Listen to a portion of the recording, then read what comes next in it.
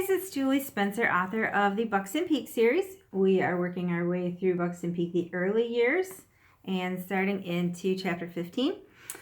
I hope that you're liking this video series so far and that you'll give the videos a thumbs up and share them on social media and subscribe to my channel. And with no further ado, we'll start into chapter 15. Buxton Peak, the early years. Chapter 15, Return with Honor. "Thank you for coming with me, mate." Ian rang the doorbell and leaned against the side of the porch, arms crossed and a pair of black shades hiding his eyes. "Do I look okay?" "You look like a rock star." Ed Williams leaned against the opposite banister, and they waited until footsteps traipsed down the hall and the door opened. "Can I help you?" A man with a light speckling of salt and pepper in his thick hair stood before them, grasping the door handle. His eyebrows raised, and Ian could tell he was looking them up and down, apprising the two young men on his porch. Ian quickly removed his sunglasses and held out his hand. "Brother Larson? I'm Ian Taylor. I wondered if Sasha might be available." "Well," a beautiful female voice drawled from inside behind her father, "if it isn't my two favorite elders." Ian's heartbeat sped up and his smile widened. Sasha's dad stepped aside and she pushed past him and leaned against the door jamb. Ian shook his head just slightly and smirked. "Not anymore." "Not my favorite anymore?" Sasha raised her eyebrows playfully. "Or not elders anymore?" Sasha's father cleared his throat. "Would you care to introduce me to your friends, Sasha?" "Sorry, Daddy." Sasha drew out the word daddy in a childish sing-song voice that gave Ian goosebumps. She wrapped her arm through her dad's. "These are two of the guys who served in my mission, Elder Taylor and Elder Williams, now known as Ian and... I have no idea what your first name is." "Edward Williams, but most people just call me Ed." Ed's large hand grasped Sasha's father's. "That's quite a handshake you have there." Sasha's dad seemed impressed. While they were making introductions, Ian winked at Sasha and she wiggled her eyebrows at him in a playful grin. Sasha's dad pulled Ian's attention away. "Ian, good to meet you. I'm Clayton Larson." "It's nice to meet you, Brother Larson." Ian's handshake was much smaller but no less respectful. "Would you mind if we spend a few moments getting reacquainted with your daughter? We won't stay long." "How far did you drive to get here, son?" He leaned against the doorway, obviously in no hurry to leave the front porch or invite them in. "Well, I don't really drive. Ed drove." Ian hitched his thumb, pointing to his friend. "But it took us about an hour and a half, I'd say." "Yeah, about that," Ed said, nodding. "Why don't you drive, Ian?" Clayton asked. I guess I've always had a driver," Ian stammered, suddenly sweating. "To drive me around." "In a limo, isn't that right, Ian?" Sasha smirked, obviously enjoying his squirming. "Well, yeah, I mean, ever since I was old enough to drive, yeah." Ian glared at Sasha. "What are you doing?" he thought. "Really?" Ian couldn't tell if Clayton Larson was impressed or suspicious. "Ian's a rock star, aren't you, Ian?"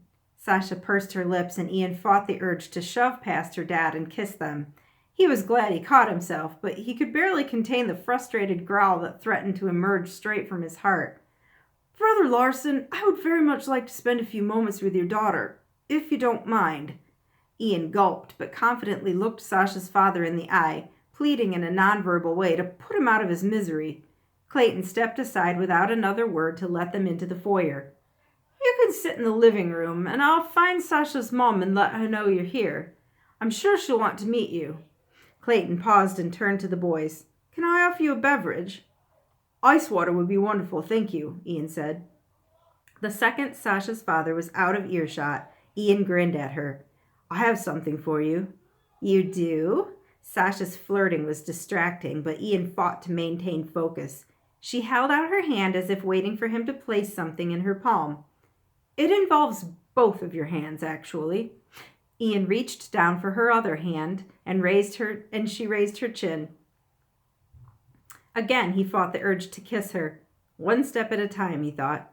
"This is something I've wanted to give you since the first day we met." "What is it?" Sasha giggled. "A hug," Ian said. He gently pulled her forward, and they wrapped their arms around one another. She smelled like lavender and something else, Peppermint, maybe? He inhaled deeply, trying to memorize the scent that was uniquely her. He buried his face in her hair and whispered, I couldn't give you a hug when we were missionaries because it's against the rules. I never was very good at obeying rules anyway, Sasha whispered back. Ian pulled away slightly and looked down into her beautiful face. Her eyes sparkled, and he felt that his reflected hers. Ahem, Sasha's dad interrupted. They pulled away from one another and stepped apart. Clayton held out a tray with glasses of water, a bowl of potato chips, and a plate of cookies. Ian confidently stepped forward and took a glass of water and a cookie. He purposely looked Sasha's dad in the eye, hoping to reassure him that his intentions were completely pure. Well, at least as pure as a 22-year-old guy can have with a beautiful girl. Mostly pure? Kind of pure. Okay, I'll just sit down now, he thought. Ian bypassed the sofa where Sasha was already seated and chose to sit on the piano bench. Sasha leaned forward to the little table where her dad had rested the tray of snacks and grabbed a handful of chips.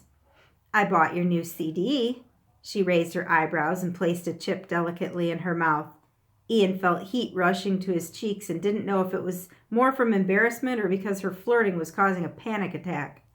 Is this the guy from the band you like? Clayton shifted in his seat on the sofa next to his daughter and peered at Ian. She bought your CD on our way home from the airport. I told you I knew the lead singer. You didn't believe me, Sasha pouted. Well, I thought you meant you knew of him, not that he was going to show up on our doorstep. Sasha's dad narrowed his eyes. How did you get that out in record stores so quickly? We recorded the tracks before I left on my mission, Ian explained. The record company does all the logistical stuff. They planned the timing so it coincided with my return date. How soon do you go back on tour? Sasha's voice dropped and her cadence changed. She fiddled with the lace at the hem of her shirt. We start practicing again tomorrow. Our first concert is later this month here in Manchester. Ian blew out a long breath and bit his lower lip. Wow, they're not even letting you take a break? As far as the guys are concerned, I took a 2-year break. They're itching to get back on the stage. Ian set down his glass and brushed the crumbs off his hands. He turned to the piano and ran his hands along the top of the fallboard. His voice was quiet. I have to admit, I'm getting antsy to get on stage as well. As much as I loved my mission, I need to play. Footsteps pounded down the stairs, pulling Ian out of his self-reflection. A teenage boy came sliding around the corner in stocking feet, skidding to a stop with a gaping mouth and wide eyes. Oh my gosh, it's really true. You're really here. Are you going to marry my sister? And that is the end of chapter 15. The next chapter is called Have a Little Patience.